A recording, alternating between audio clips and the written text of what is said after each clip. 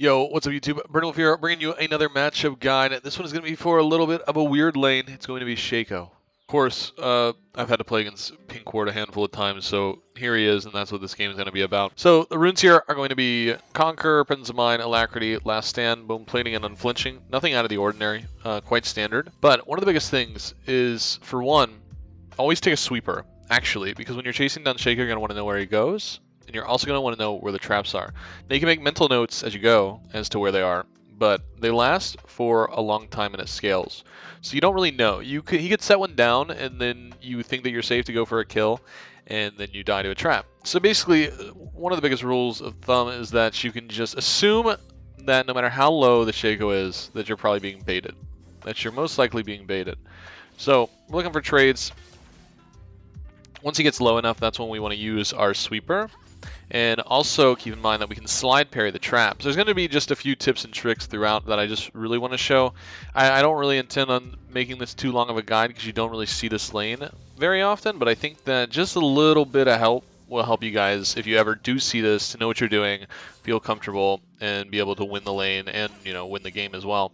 So any trap that's in the middle like that, you know, that's when we're looking for those slide parries. Also, keep in mind, if you want to go back and look through his cooldowns, Q is his teleport, his deceive. It is 11-second cooldown here, 14 for the traps, and then 7.5 for the shiv. Now, also another thing to keep in mind is that he's going to do more damage when you're facing away from him. So always try especially when you're low, try to turn around and not take the extra bonus damage from the passive. So this is where things get weird, right? This is where we see the Shaco is really low, and it's just a bait. It's always just a bait, and you just have to realize that.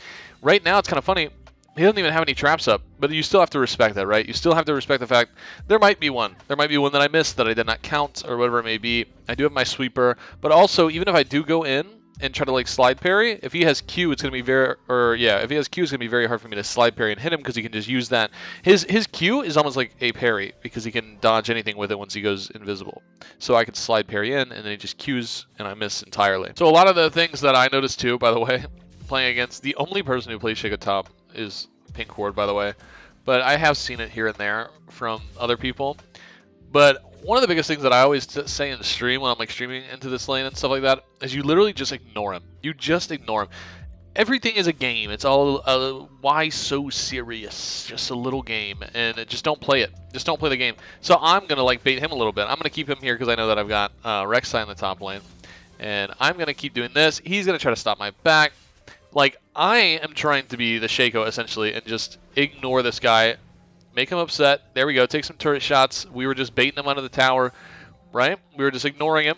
And now we're going to get this kill here from Rek'Sai. I get to collect the wave as well. And I have teleport. So, I mean, even if I can back there and just come back to lane. But I'm kind of like posturing in front of the tower because I want him to waste some time, especially if I have a jungle gank coming, right? But once we hit level 6, that's when things get really fun.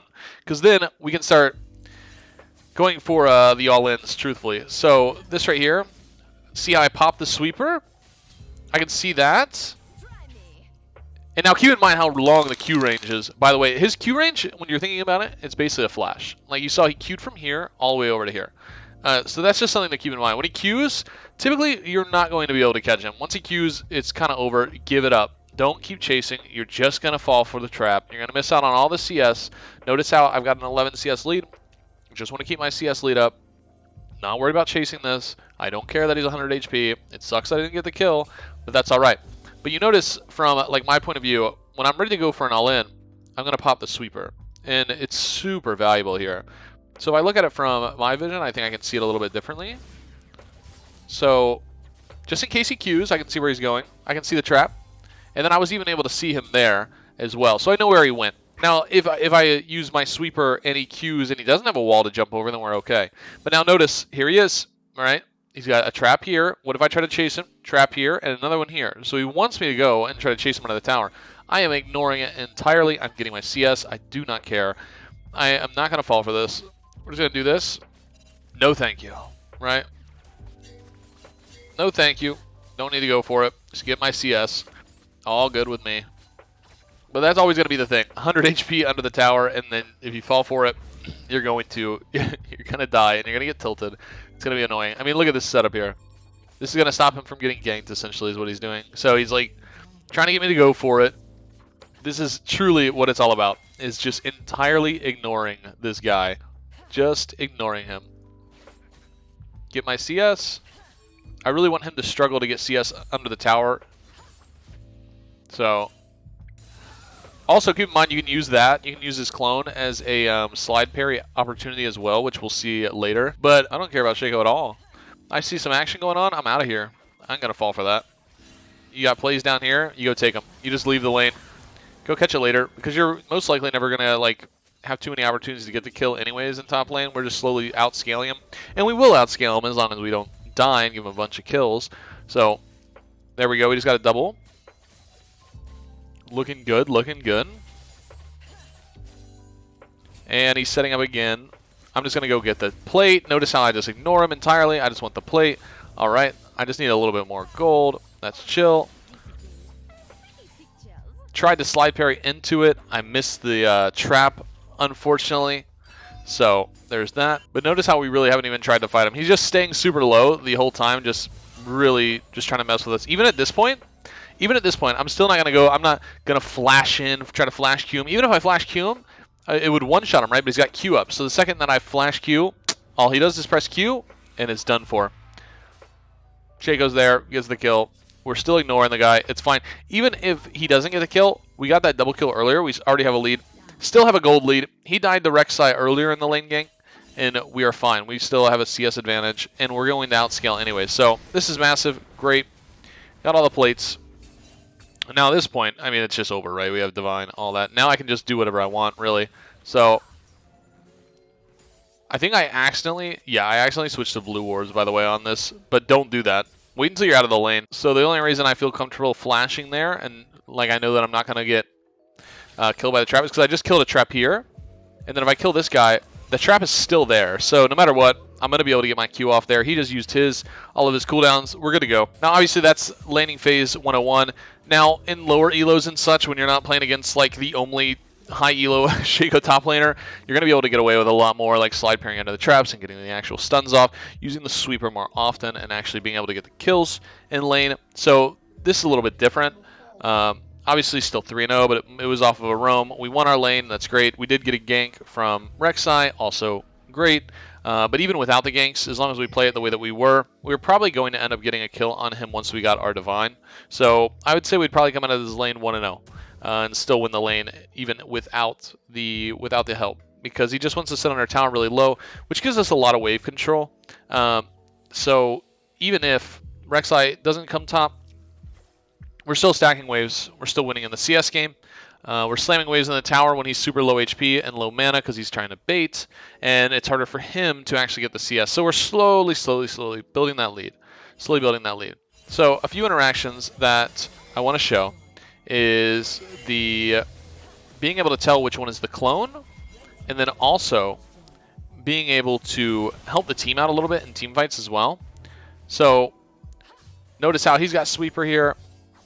So everybody is has sweeper base. So we were able to see that he went through, right? So we're basically, the funniest thing I thought about this game, by the way, is the fact that not only do I have sweeper, but so does Talon. Now Talon does roams, obviously, but I just thought it was funny. This was just the most anti-Shaco game imaginable, because you had sweeper on Fiora, sweeper on Rek'Sai, sweeper on Talon, and then sweeper on Pyke. So he could never play his games, basically, which I thought was awesome. I thought it was hilarious. So something that's always really helpful as well when you're doing team fights and stuff like that, if the Shaco is super ahead, obviously, then it's a good idea to ult him. Sometimes it's not the best idea to ult him, but if you ult the original Shaco, you can always tell who the real Shaco is, because your ult will stay on him, and when he spawns the clone, you won't see that on the clone. It will just stay on the original. Now, something to keep in mind as well is that you can always slide parry into the clone, and it is a stun, right, when the clone dies.